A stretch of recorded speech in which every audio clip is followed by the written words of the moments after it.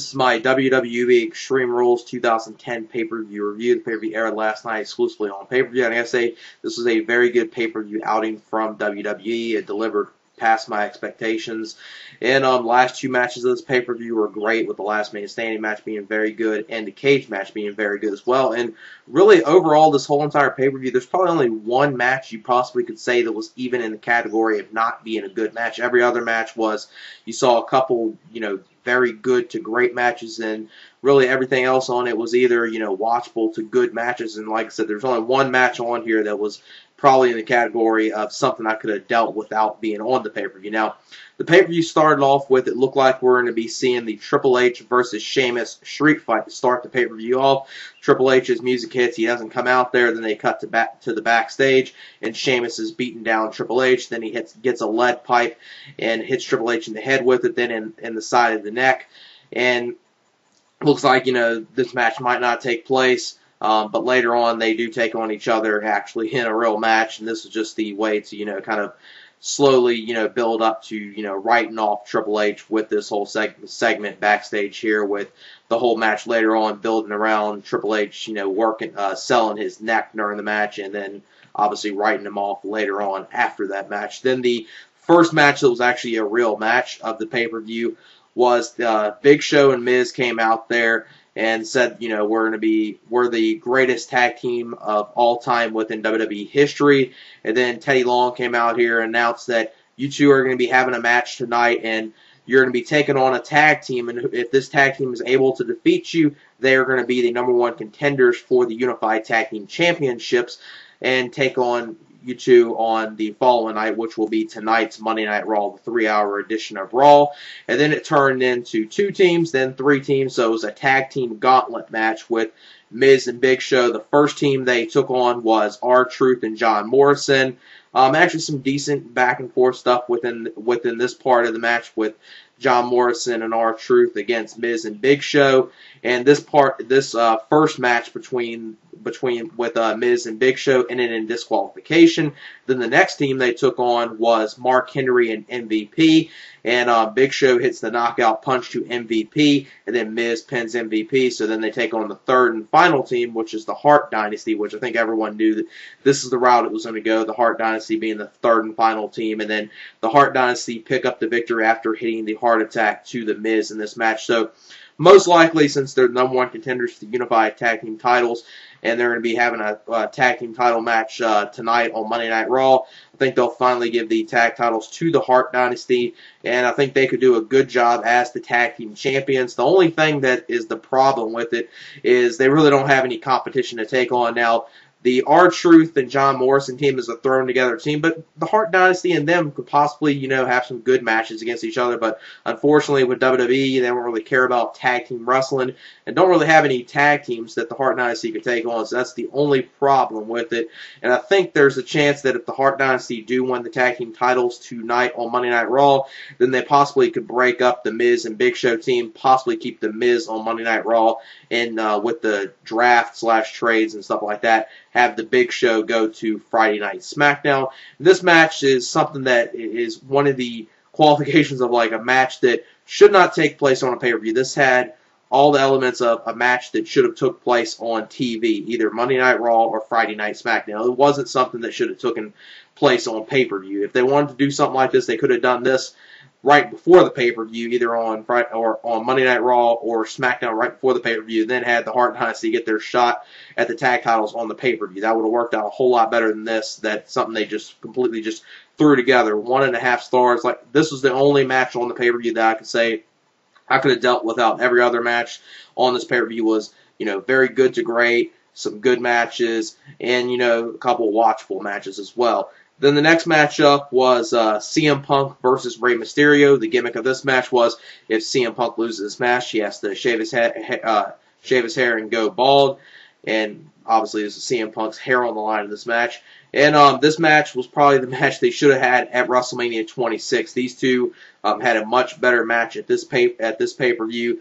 Good back-and-forth action, a lot of good counters, a lot of good reversals.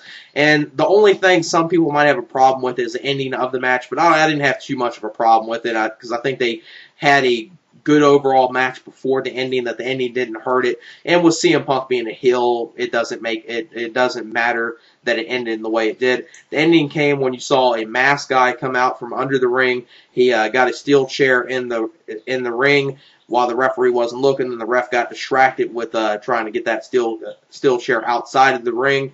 And then you saw the same masked guy get Mysterio outside the ring and powerbomb Mysterio outside the ring, and then CM Punk rolled Rey Mysterio in the ring, then hit the GTS to go to sleep to Rey Mysterio to pick up the victory. So CM Punk wins this match. Thankfully, they went this route, because I was a little fearful with WWE. I was kind of fearful that they might have went the route of having CM Punk have his hair get shaved in this match and then change his look, which that would have been terrible if they went that. Thankfully, they didn't go that route. And the masked guy in this match, now some results last night, because I just saw the pay-per-view now, I didn't watch it last night, was that some people thought it was Joey Mercury could have been the person in some results, but watching the pay-per-view, I think it looked like it wasn't Joey Mercury, Joey Matthews. I think it could have possibly been Low-Key, a.k.a. Senshi, a.k.a. in WWE, he'd be Caval, which I'm hoping that's who it was, because Rey Mysterio versus Caval, Low-Key, would be a great feud. And Rey Mysterio has been pushing to have a feud against Low-Key when he does get on WWE TV, so that would be something great to see. And thinking that's who the person is going to be. Now, it's going to be interesting with the draft tonight, what they do.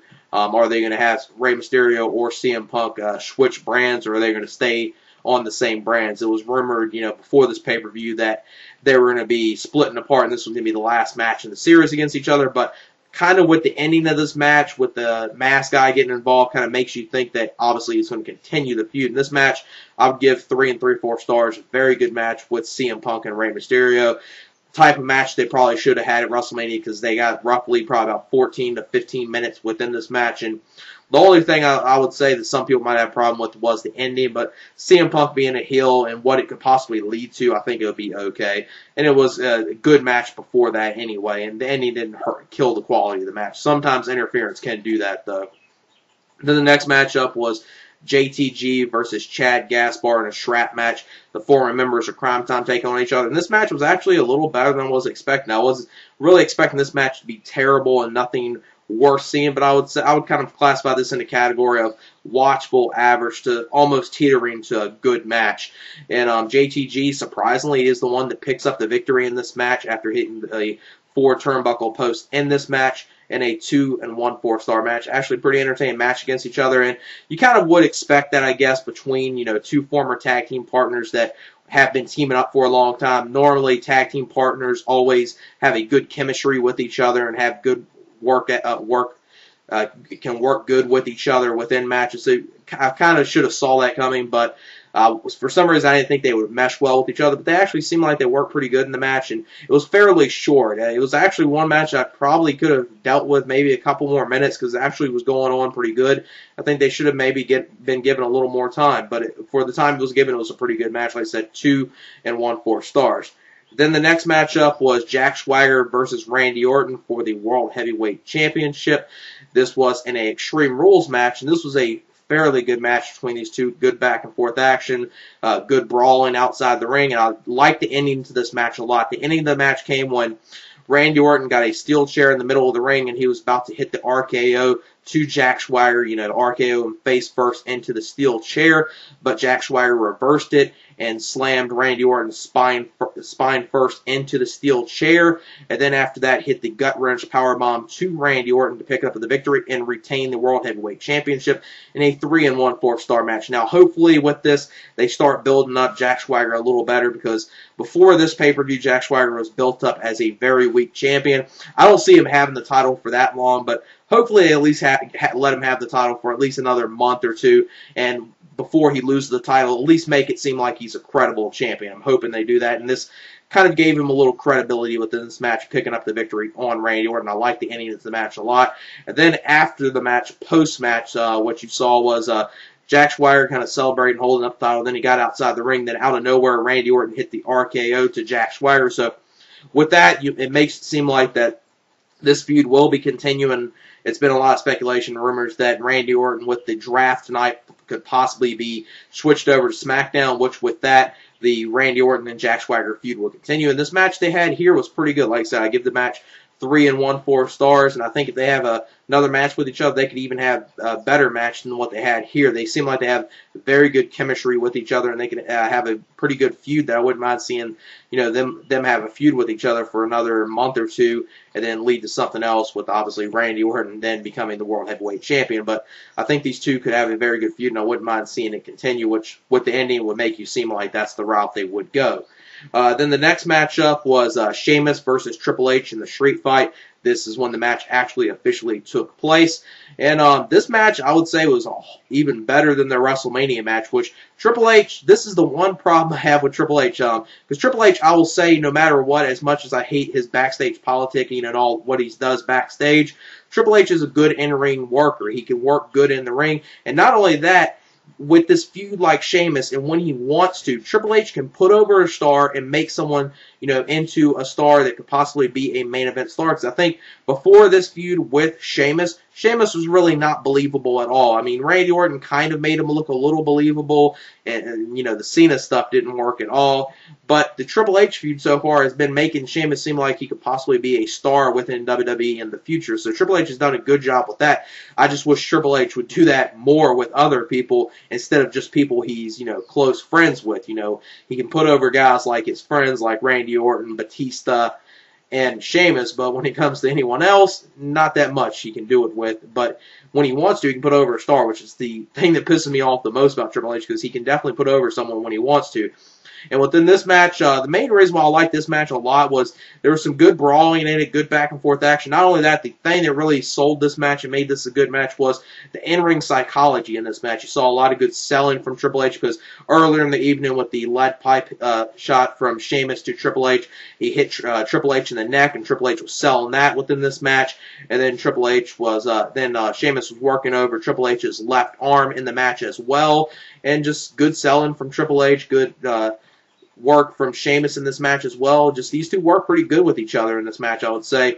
Then at one point, Triple H got a kendo stick, started beating the hell out of Sheamus with it. And then the end of the match came when Sheamus kept on hitting multiple bicycle kicks to Triple H to pick up the victory. So Sheamus picks up the victory, and it was about 3 or 4 bicycle kicks to end the match, with Sheamus picking the victory up, in about a 3 1/4 star match. Pretty entertaining match with them two. Then at the end of the match, Triple H was with the paramedics and all of them came into the ring. Looked like they were going to put him on a stretcher. Triple H refused that. Got outside the ring. They helped him to the back. As soon as he got to the stage, at the top of the stage, Sheamus came out again and hit another bicycle kick to Triple H. Then after that, Triple H got on the stretcher. They wheeled into the back. So obviously with that, Triple H is going to be written off of TV. Don't necessarily know how long he's going to be taking a break for, because he is wanting to take some time off to heal from some neck injuries problems that he's having right now. So with that, I'm probably saying that he's definitely going to be gone for at least probably another at least 2 months. I wouldn't be surprised if he wants to take some time off and then wait to return at a big pay-per-view like a SummerSlam and have a big, comeback at SummerSlam. That's probably what the route they will go with. Triple H returning at SummerSlam, and like I said, that match with Sheamus and Triple H was very good and very entertaining, I gotta say. Pretty good street fight between those two, and 3 1/4 stars. And I haven't been completely sold on Sheamus, being a main eventer or a guy that could possibly be have another world championship reign, but he's been, at least with this Triple H feud, and Triple H has put him over to the level that at least makes him seem like he's believable and could possibly have a chance of being like that. But I think it's, he's going to have to keep on doing a little more for me to really see that, he's definitely worthy of being a World Heavyweight Champion. But Triple H has done a good job in this feud with Sheamus, the 2 matches they had against each other. The WrestleMania match was good, and this match was even better.